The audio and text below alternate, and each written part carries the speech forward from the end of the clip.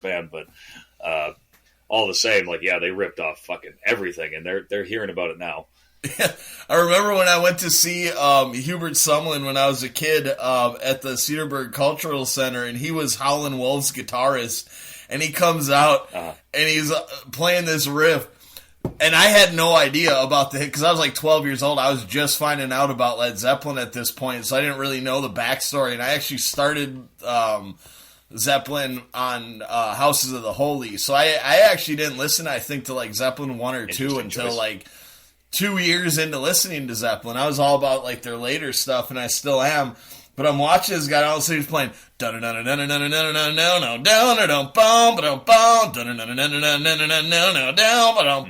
which is the Lemon song. It's called Killing Floor by Howlin' Wolf, and it's way more fucking sped up, you know, like in the way he did. But I'm sitting there like, wait a second. Well, and at that age, you're probably like, this old man's ripping off Led Zeppelin. Exactly. I had this real random thought the other day, and I don't know if it holds up, because I don't really think that everybody that makes music thinks that they're going to be the next Led Zeppelin, but it's just this dumb thought of like, everybody wants to be the next Led Zeppelin, not realizing that like, they're Led Zeppelin. The reason they're Led Zeppelin is because nobody else is ever going to fucking be Led Zeppelin. If you think that you could be the next Led Zeppelin, you're not doing them any service, like, or you're giving them a complete disservice by just thinking, oh yeah, I'm going to be that. Yeah. Well, they also can't be the next Led Zeppelin because that band already exists. You can't name your band Led Zeppelin. Right. Well, that's a good point. Yeah. I thought you were going to make a Greta Van Fleet joke there for a second. Well, yeah, I mean, I've talked about Greta, not on the show, but just like I've talked shit like online about Greta in the past, where it's like, man, I could throw a stone at Summerfest and hit 9 bands that want to suck Jimmy Page's dick. Like, come on. Well, the thing that really disappoints me about them is like, yeah, it's really cool and all that, like, the dude sounds like Robert Plant, but none of the other people in the band can hold a candle to any of the other members of fucking Led Zeppelin. The drummer is mediocre at best. The bass player is like fucking Michael Anthony, and like the guitarist is okay, but he fucking ain't like. I actually posted on Facebook. I was watching "Song Remains the Same," the live video, and I was watching a live video, but I was watching the actual performance of the song "The Song Remains the Same." And that fucking solo that Jimmy Page, like I just posted on Facebook the other day, like 1972 Jimmy Page, how? I just want to know how, because the shit that fucking guy is doing is just, and he's just sitting there. It looks so easy, and there's like 900 notes playing. Like, how is he doing that with one hand? I don't get it. It's unbelievable. It really is like just anytime you see just like someone who is just so legendary, and like we're you and I are both guitarists, and so like we have a little extra appreciation for it, probably. But just someone who just blows your mind, and like you know what they're doing, but you just don't know how they're doing it. Well, yeah, and just so smoothly, and there's just so much like he's so clean at going from like picking to like playing with his fingers. And then just, like, hitting all these chords and just throwing in random rhythms and just completely, I mean, it just, I could listen to that solo, like, over and over and over again for a half an hour and not get sick of it. And just, like, keep wanting to explore, like, more and more of it. And it's just a shame that, like, because, I mean, their peak was, like, 72, 73. Like, How the West Was Won, that's such a brilliant fucking live album. So many good, like, the song remain, or not the, Over the Hills and Far Away solo is amazing on that. What year did Physical Graffiti come out? Because that's my favorite. Like 73, 74, I want to say. It's earlier than you'd think, because like they put out like their first like 5 or 6 albums within like 4 or 5 years, and then it was like every 2, you know. So then like 76 you get to Presence, 78 In Through the Outdoor, and then 80 was Coda. That's something like that, I want to say. Right. So like In Through the Outdoor.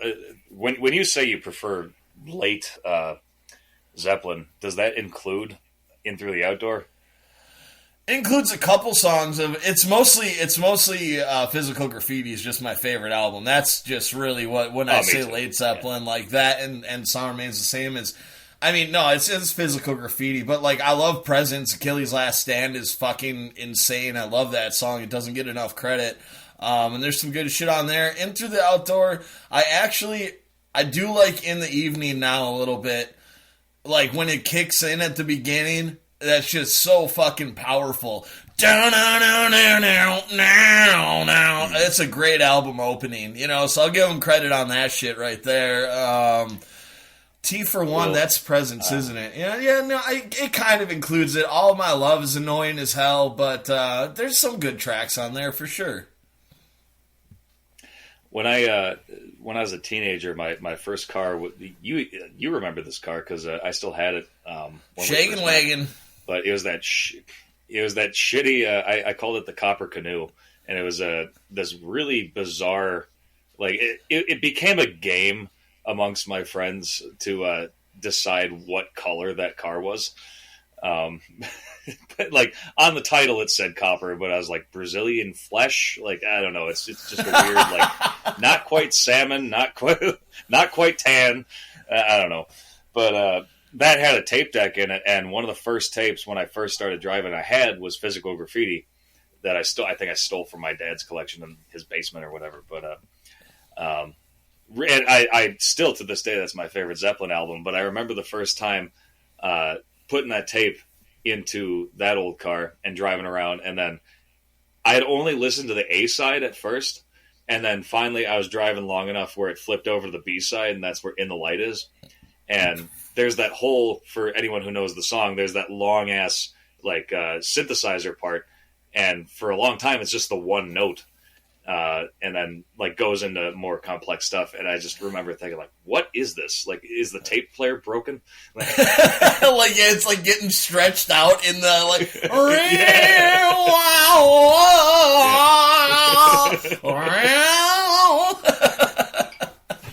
Yeah, that is when I saw Jimmy Page and the Black Crowes, man, in '99, they played that shit and it was out of fucking control. I'm pretty sure they had a dude come out and he was like playing sitar with it and shit. Oh my god, it was unbelievable. Oh, that could fit. That was so cool to see that. I wish I would have been older so I could have like really enjoyed it. You know, it was like an adult seeing like getting a little drunk, getting a little high. You know, fucking really getting into the show. I was with my parents, but I guess I actually have like really good memories of that show because I was younger. So maybe it's actually like better. You know, like it's completely fresh in my head. Yeah, still all these years later. But that was some like cool shit. I've seen.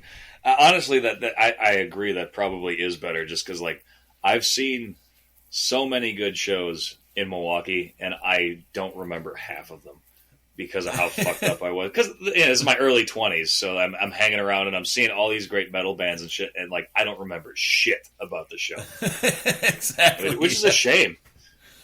Like, you remember getting there, there's, like, a brief...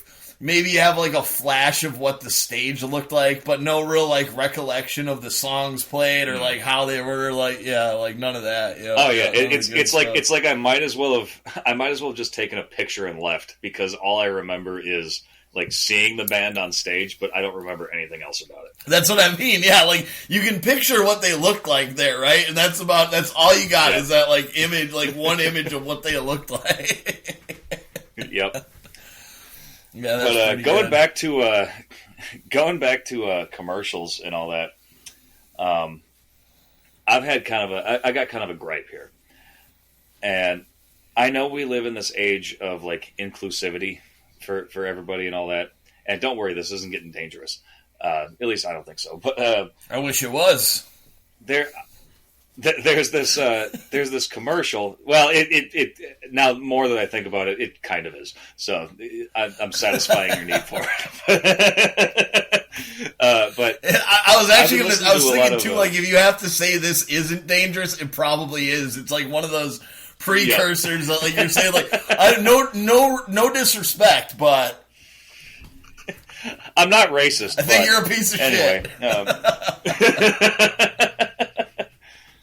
But anyway, I've been listening to a lot of Pandora, and there's this one commercial that keeps coming on, and the voice actor for it, granted, has a good voice, like has good vocal cords and all that, like has the voice for it, but has this intense lisp, like, and not like the cleft palate kind of way, where it's like, or whatever, but like it's that tip of the tongue kind of lisp where it's like, and now if well, I was trying to think of a SE. You're about to do Elmer Fudd. Nib, nib, nib. Or Porky Pigs. Well, that's just me because I have a stutter a little bit, but just like, well, if you buy this today, it's $39.99. Like, granted, well, maybe we should cut that voice that I just attempted to do out. Anywho, all I'm getting at is that it's a very noticeable lisp, and so on top of that, there's that commercial that I'm listening to, and I don't even remember what the commercial is for, because I'm so preoccupied by listening to this person's lisp that it's distracting me from actually knowing what the fuck they're even trying to sell me. So, like, my question is, like, it's not, well, more of a declaration, but I want your opinion. Like, I just don't think that people with speech impediments like that should be voice actors.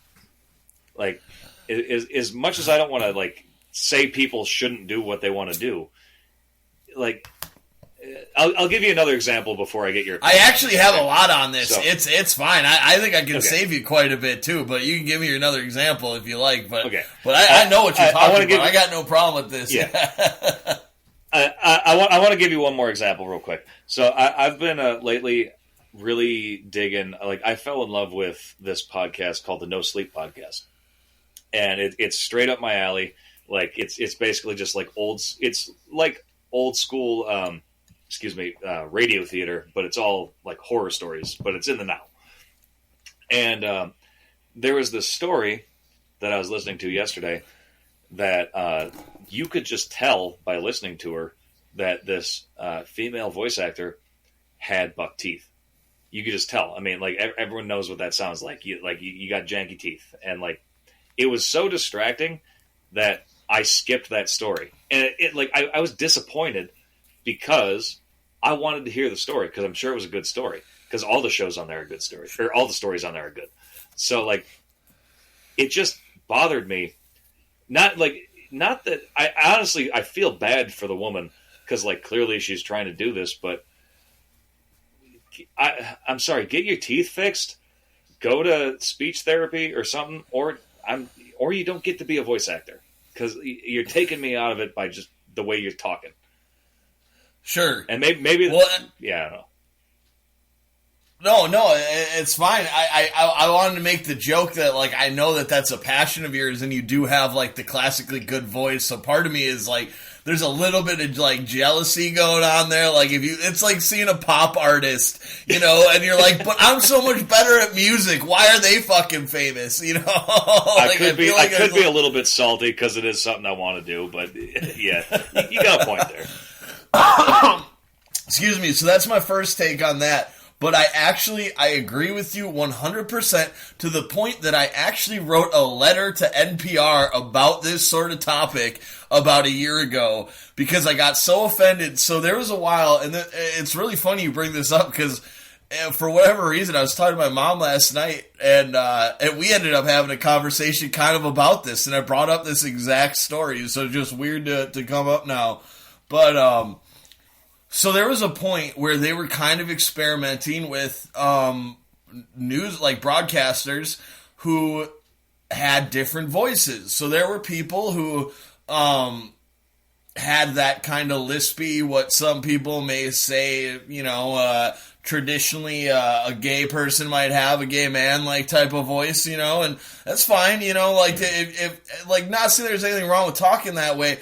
but they're trying to read the news. And then they were putting on like females who had very like up and down, almost like Valley Girl, like sort of like voices, you know, and they're trying to read the news. Could you tell? And I can't, could you tell how much I was dancing around saying it was a gay voice? By the way, yeah. But I mean, you know, I'm just going to come out and say it. That's what people associate, and that's why you felt wrong doing it, because you're like, oh, people are going to think, well, that's what it is.